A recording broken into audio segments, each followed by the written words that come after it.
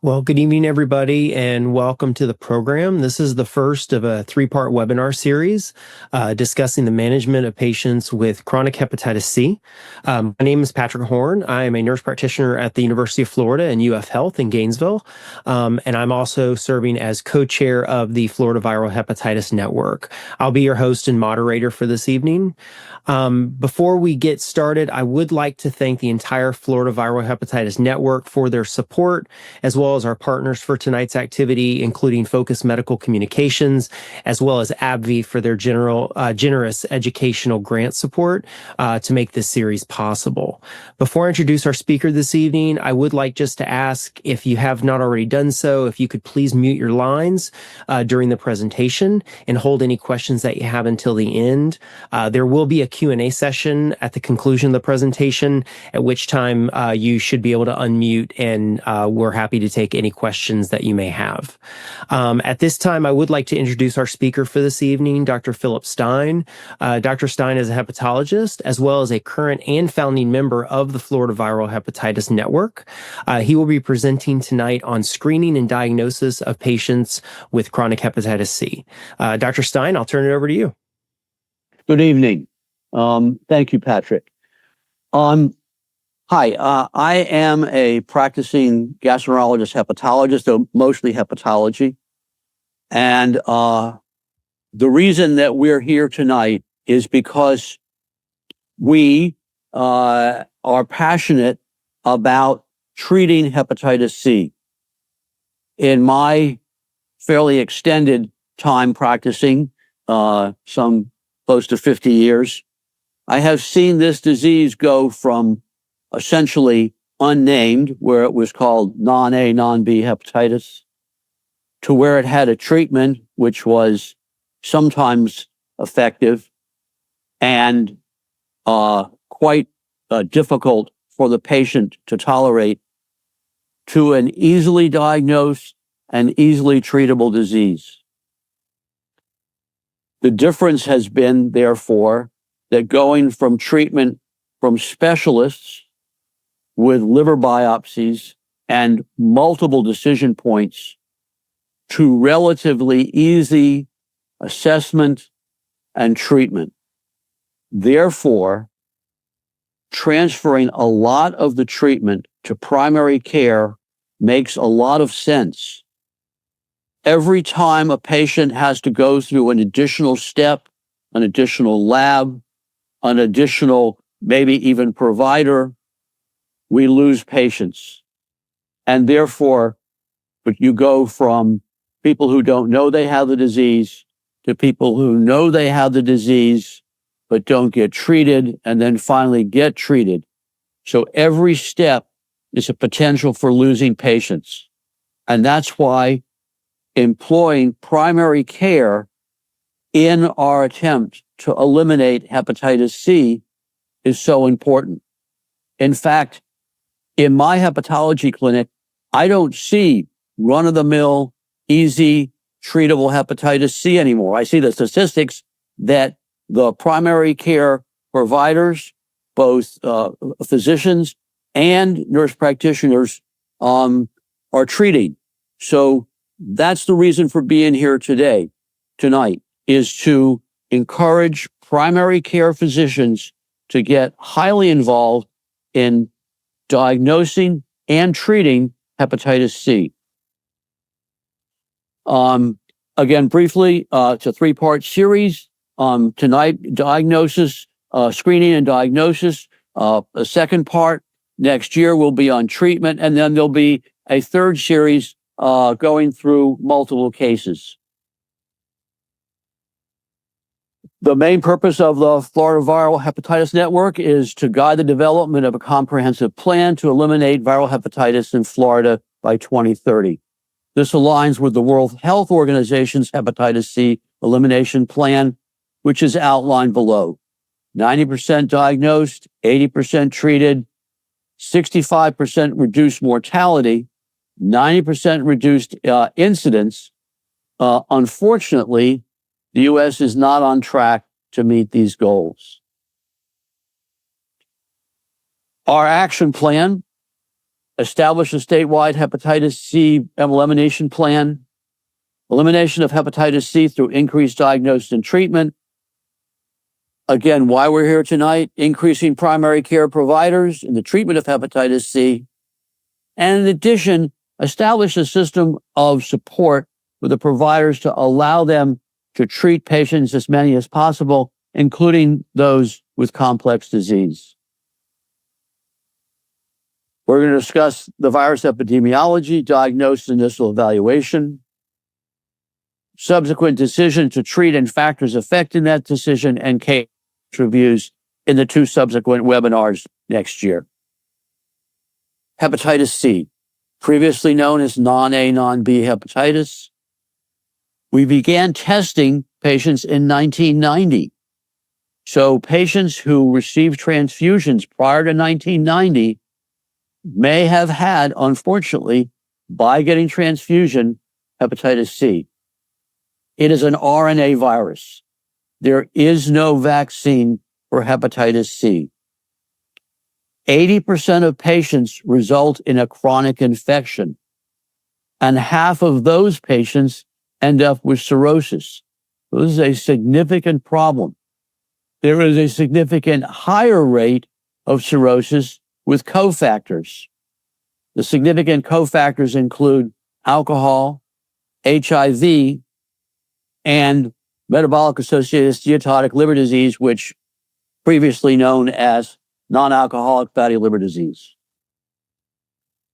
But one of the most important changes in hepatitis C is the incredible curative rate with oral therapy. We went from shots 3 times a week, shots 3 times a week in pills, shots once a week in pills, where those treatments lasting a year could provide about, hopefully, a 50% cure rate, depending on particular genotypes. Today, it's the number 1 indication for liver transplant and the number 1 cause of hepatocellular carcinoma in the United States, though I will point out that those are soon to be lost to steatotic liver disease.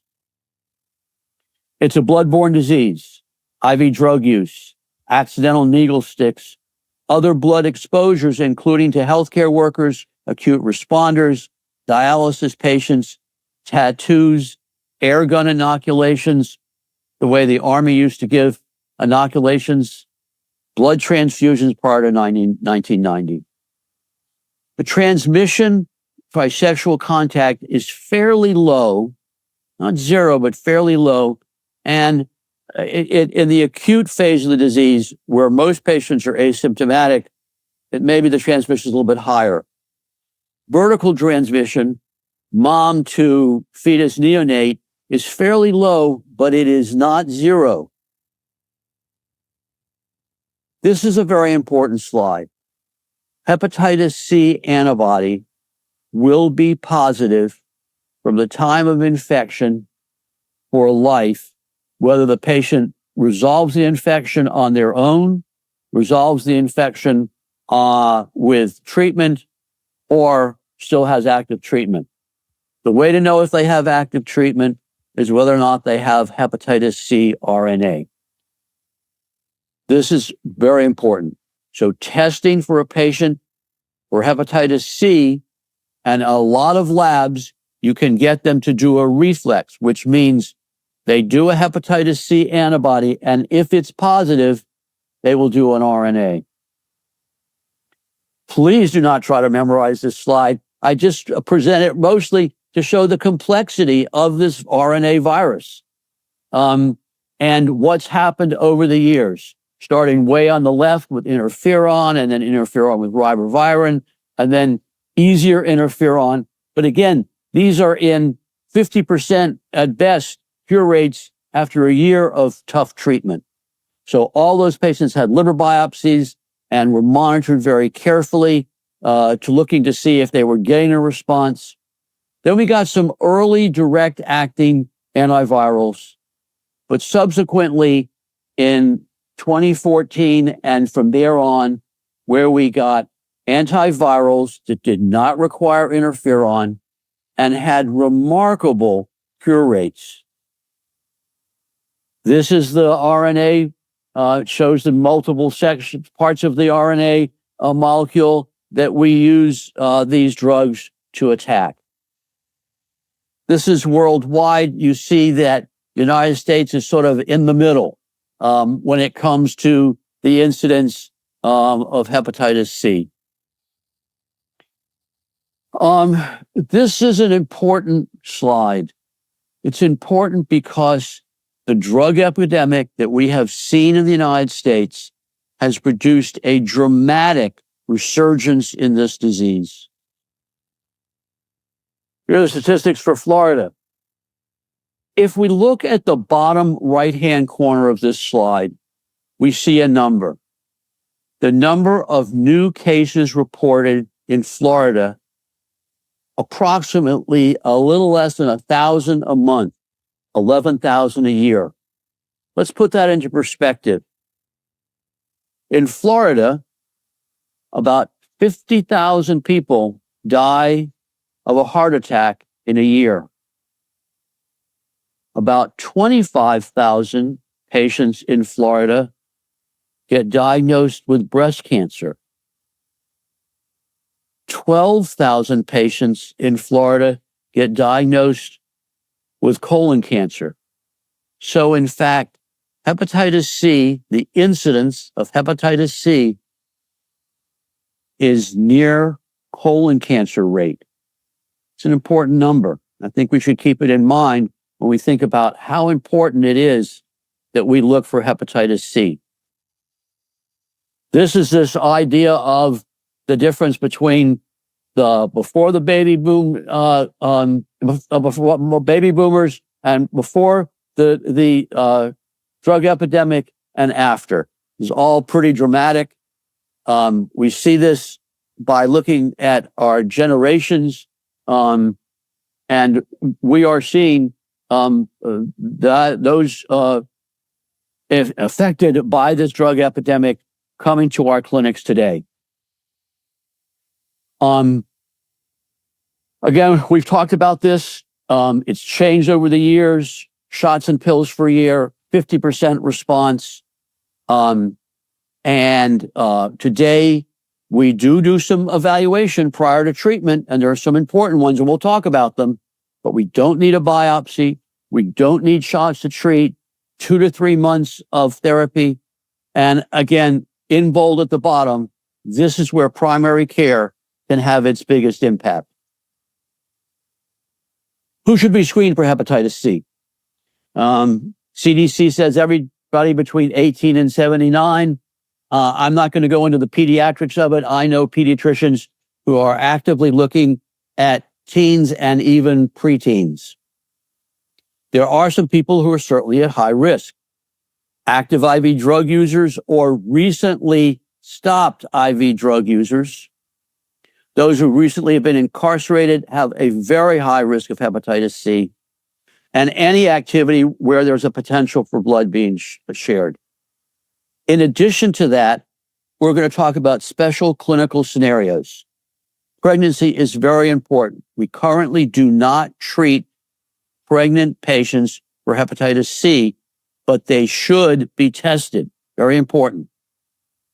I think anybody who comes to the emergency room for an IV drug-related problem, overdose, near overdose, infections at injection sites, clearly need to be tested for hepatitis B and C. And needle stick for healthcare workers or first responders. Outline of evaluation. Again, a hepatitis C RNA is important to understand if the patient has active infection. Establishing whether or not we think that there's substantial liver damage. A lot of times that can be done by history of likely duration. It's a whole lot different if I'm looking across the room at a 21-year-old versus a 51-year-old versus a 61-year-old. But I also am very clear about looking for comorbidities. Obesity, type 2 diabetes, alcohol use, and also looking for a history of decompensation. These are oftentimes fairly evident, but a lot of times you really need to ask. A liver-directed exam and lab, and we're going to talk about lab, and in some cases using non-invasive testing to try to have some assessment of a degree of damage fibrosis. The vast majority of patients are completely asymptomatic until decompensation, though some patients will complain of fatigue. Some patients will complain of mild right upper quadrant pain because the liver has some swelling and the capsule is stiff and has nerves. Conditions that complicate treatment. HIV, very important. Hepatitis B that's active, very important, and pregnancies. And we talked again about these fibrosis accelerators, very important. Physical exams the findings are virtually always late. Cachexia, jaundice, spider angioma, big liver, big spleen, ascites, usually late decompensated cirrhosis. This is important. This is additional lab besides documenting that the patient has active hepatitis C with an antibody and an RNA. But the CBC with platelets. The platelets are important because they oftentimes can be a hint of portal hypertension. CMP, wanting to know what their transaminases are, bilirubin, and albumin as a late finding, prothrombin time. Hepatitis B markers. These are important because we must know if the patient has any sign of active hepatitis B when we treat them for C. And that has to do with an activation of the hepatitis B virus with the treatment of hepatitis C. So you can actually take a patient who has very mild hepatitis B, very minimal activity, and actually have them have a severe flare. Non-invasive testing, mentioned before, but I think my favorite one is called FIB4. FIB4 is a calculation that you can do on your phone. It takes age, AST, ALT, and platelet count. And it is fairly good at giving us the patients who have a low number and probably have no risk of having cirrhosis, and patients on the far other end who really have a very high risk. Unfortunately, there's a moderate number of patients who fall in the middle. And testing those patients in the middle is probably a good thing. One of the best tests is a thing called a FibroScan, which is literally using echo to measure scarring. It's fairly available. Ultrasound and CT are really good looking for structural changes, but the FibroScan is much better for looking at actual fibrosis. In a patient who has a significant chance, or even any chance really, of being pregnant, doing a pregnancy test is important. I also stress getting an evaluation for the patient to see if they are immune to hepatitis B and A. It's an opportunity to get these people vaccinated. We used to ask every patient to get a genotype of their hepatitis C because it affected how we treat them. Today, the drugs that we use are pan-genotypic, meaning they treat all genotypes as long as the patients are compensated cirrhotic or less. I still admit that I get a genotype, and one of the reasons I do is because it's not infrequent that a patient comes back with what appears to be either a resurgence of their hepatitis C or a repeat infection. Knowing their previous genotype may help sort that out. The FIB4 we talked about, it's very helpful.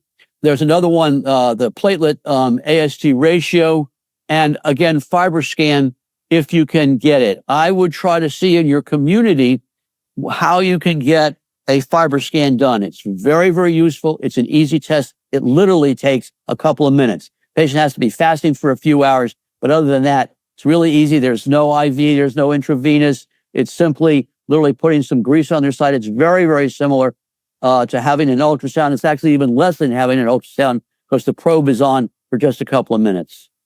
It can also be used in assessment for steatotic liver disease. Who to consider for referral? Cirrhosis, especially if you think there's a possibility about decompensation. Hepatitis B co-infection, very important. And HIV, I don't treat HIV hepatitis C patients co-infected. I have them see infectious disease.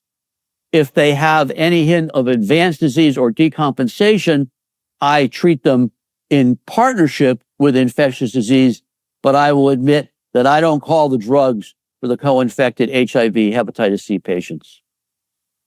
There are a few patients who have been a failure to these new drugs that we're going to call DAAs, direct-acting antivirals.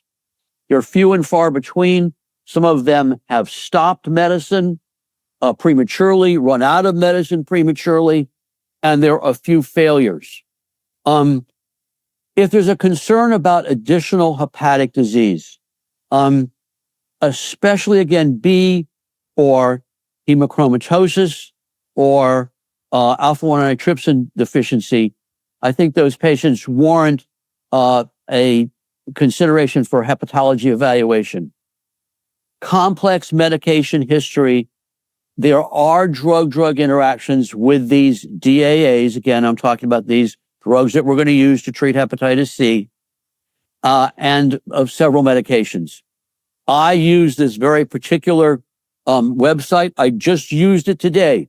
I didn't know whether Abilify affected the treatment I was going to use for hepatitis C. I looked it up on my phone. The answer is no. But there are some drug-drug interactions that are worth being careful about. And it's worth putting this site on your phone. And again, these are some of the drugs, amiodarone, anticonvulsants, and HIV drugs, and St. John's wort, which always seems to rear its head. I will admit, I have a PharmD on speed dial. It's not common that I need her, but sometimes I do. So that comes. I will cheat sometimes. So in summary, confirm that there's active disease with both the C antibody and the RNA. Evaluate for potential advanced disease. Make sure they're not pregnant.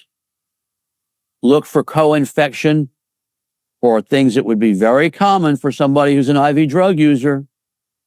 Review medications and supplements. Determine payment status. I will tell you that there are a lot of drug programs for patients with no funds or low funds and no insurance, where you can get patients treated for hepatitis C. So do not allow lack of insurance and lack of payment. Refer or consult for complicated disease. Vaccinate for A and B, and address comorbidities, alcohol, and fatty liver disease. This is a survey that we would really like you to take. I really appreciate people talking about my presentation, what they thought I could improve on. Please let us know. We want to know how we can improve and reach out to you all to help with our goal of treating and eliminating hepatitis C. And now some questions and answers. Thank you very much for joining us this evening. Really appreciate your time. Thank you, Dr. Styne, very much. At this time, we will open it up to questions if anyone has any. I have one quick question for you, Dr. Styne, if you don't mind. One of the biggest things that I come across when talking to providers who are new to the area, new to the field or interested in starting to get into hepatitis C treatment is this idea around fibrosis assessment. So essentially ruling out people with cirrhosis. And so you talked about the FIB4, you talked about the APRI score, you talked about the FibroScan. Can you maybe just expand a little bit upon sort of the simplicity and the ease of the FIB4? That's one that I typically recommend to people, just again because of its simplicity and what your thoughts are in terms of its overall utility and usefulness. So FIB4, again, a calculator that you can put on your phone, requires age, platelet count, AST, and ALT. It is really not atypical for some of these tests. It is very, very good at eliminating patients who have virtually no fibrosis, and it's really very good at identifying patients who are on the far other end severe. I do a FIB4 on everybody, even people I know it's going to be low because I like to put it in the chart.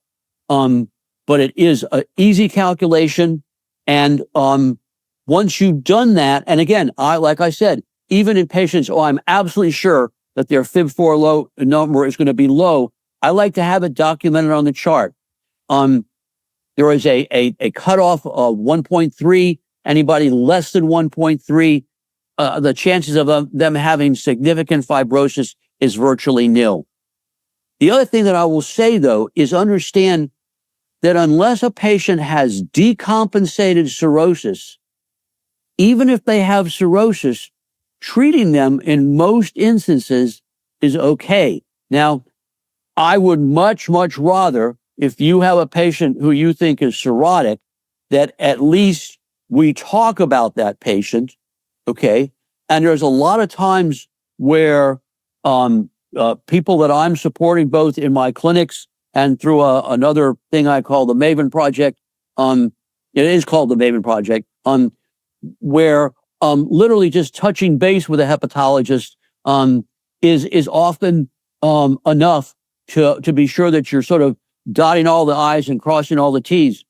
I will point out that a patient who has advanced hepatitis C fibrosis/cirrhosis, even when you cure them, they need to be monitored for the development of hepatocellular carcinoma. So if you believe that you have a patient who has advanced fibrosis or cirrhosis, having them see a hepatologist is important for their long-term follow-up. We have a couple questions in the chat. The first one is, there are some studies showing that sustained viral response at 4 weeks post-treatment is around 98% congruent to SVR12 or sustained viral response at 12 weeks. What are your thoughts on this? As you well know, following these patients for up to 24 weeks, up to 12 weeks of treatment plus 12 weeks post-treatment can sometimes be challenging. So what are your thoughts on using SVR4 in place of SVR12? So a lot of the patients I see come from drug rehab programs.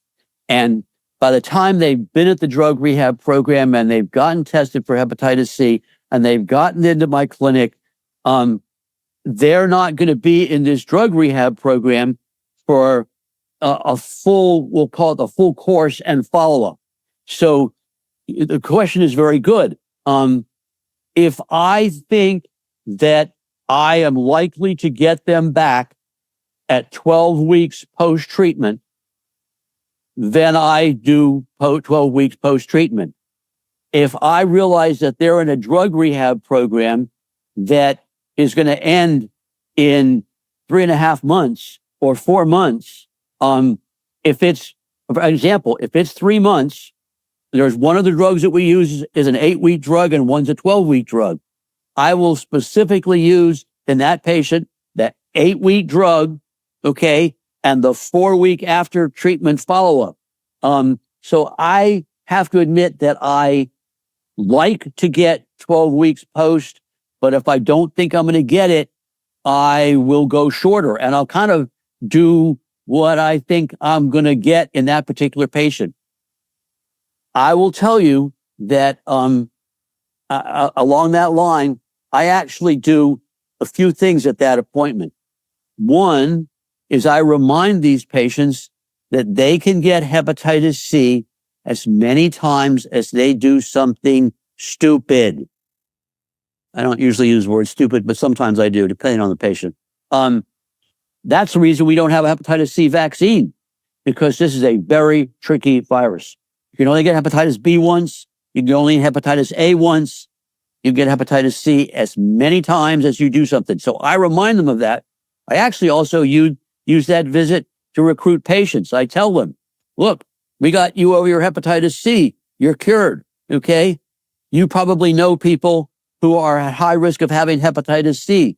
Why don't you suggest to them that they get tested? So I use it for that. And then, of course, for doing a final RNA to see if they are what we call sustained viral response.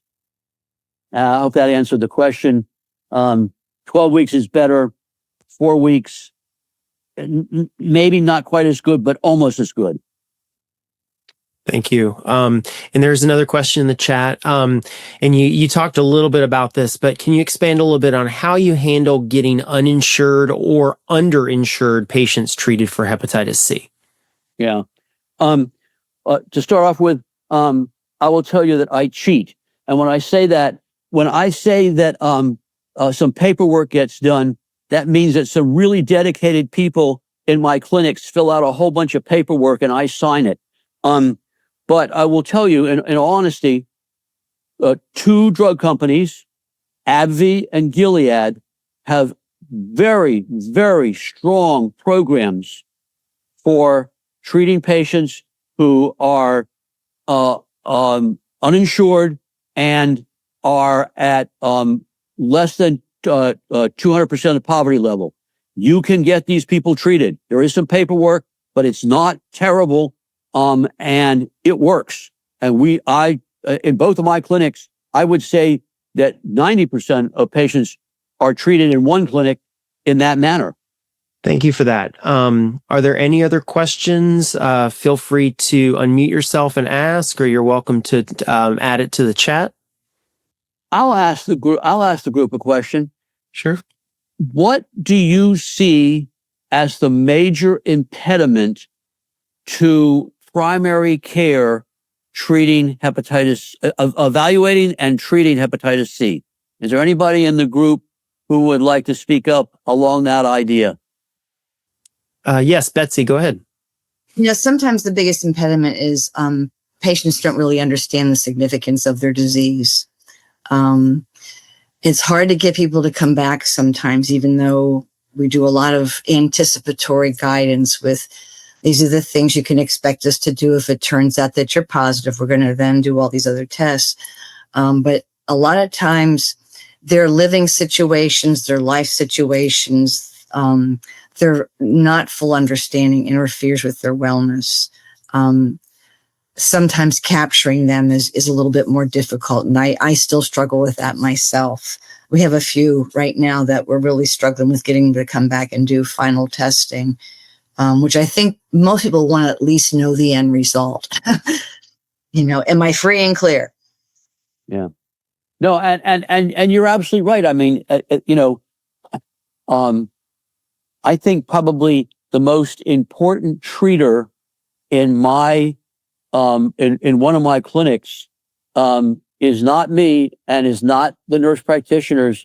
It's we have some social worker volunteers, and I hate to say it, but they beat the bushes for these people to get them to come back.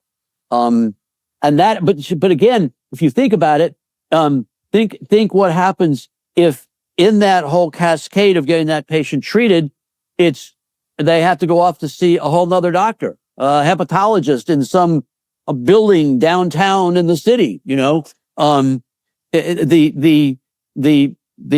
need to refer out like that is just for the most part gone, especially for these young kids. I did see today a 37-year-old with advanced disease, but the kid's been drinking since preteen. So but it is the main reason why primary care is so important in our cascade of getting these people treated. But Betsy, you're absolutely right. It is hard to get the people back. I think there's another reason, though.